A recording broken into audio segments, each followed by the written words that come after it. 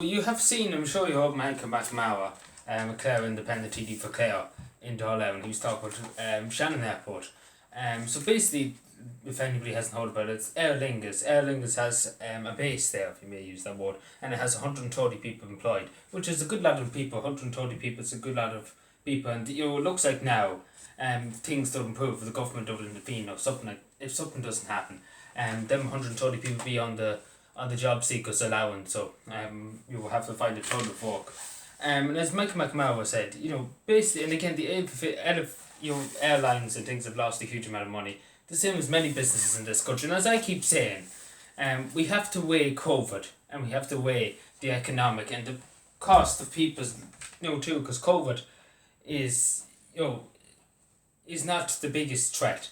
People lying in the streets, the biggest threat. People lying in poverty. This country's people in poverty. People are one bill away of lying in the street. There's people, can't afford to be housed. And the housing demand's so big, we have landlords throwing people out in the hundreds if they can't pay their rent. And again, these are the threats that people are facing. They're not worried about COVID. And again, we have to weigh it up. We do have to weigh it up, because we can't be in lockdown. We can't do this all the time. We can't be doing this to people. Because there's one thing in trying to protect people from COVID, but again, you're not protecting them from other things. You're not protecting them from the economic things, and there's only so much that can be done with the money at hand, because eventually the money will dry up. If you keep put the money, the money, that leaves in inflation, too much money. And that's not going to work. And again, as Michael McNamara rightly said, Fianna Fáil did build Shannon Airport, along with the other airports. They did build it when obviously Fianna Fáil was in power at the time when they started building Shannon Airport, and they're really just taking it down now, because that's the policy of the government. Would you believe there's countries with no lockdown, and they're going around like their everyday lives. But here we had the longest lockdown, and we're still here. We're still here at the moment of time.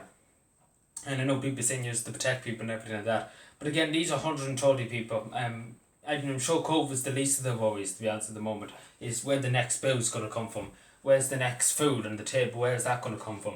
Because I tell you one thing, I don't think Leo Franco or Simon Coveney or the rest of them be down in their houses giving them food or helping them out. No, they wouldn't be doing that. They wouldn't want to be seen with people who work, who actually pay their taxes, who actually work hard. They don't want to be seen with that. They want to be seen with the corrupt bankers, the bondholders. They want to be seen with the cuckoo funds. They want to be seen with them. That's who they roll with. They couldn't care less of the hard-working people of this country who pay their wages, who pay their way. Don't care. Again, this is the thing. As long as they get their taxes out of them, they just you're just a number at the end of the day to this government, and that's all that matters. It's just a number. It's just a number. And if you die, or God forbid you die, it's another less. It's a lot less people to pay the pension to, and that's the way the government's seeing this country. It's just about continuously profit, and if somebody dies, they don't have to pay the pension to you. So at least that's all they worry about in this country, and that's all they care about, and that's why you see in this country money speaks louder than people. But again, this is the thing. We'll see more of this. Like God forbid the amount of businesses. I'm sure there wasn't a survey done about how many small businesses. I mean, pubs, especially pubs. Pubs have been heavily battered. Restaurants, cafes. Small businesses, small local businesses who rely on local people. I'd love to see how many businesses. I wouldn't love to see, but I would like to see how many people have lost their businesses and will never open again, or maybe possibly could open in the future. But how many businesses closed this year compared to years before?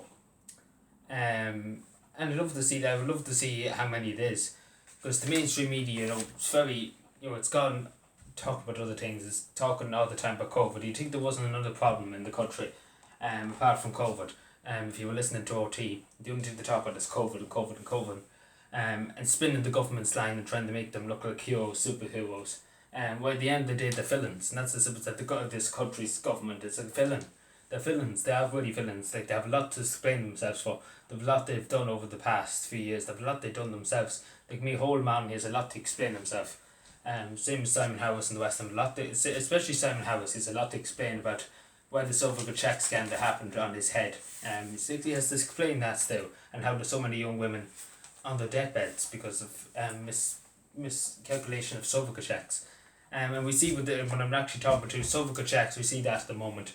did not do that, but there's a backlog. There's a huge backlog, and it's probably going to happen again, unfortunately.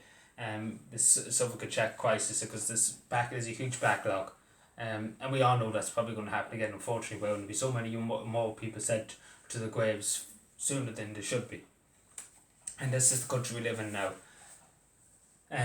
There's not really much else you could say. What more can you say?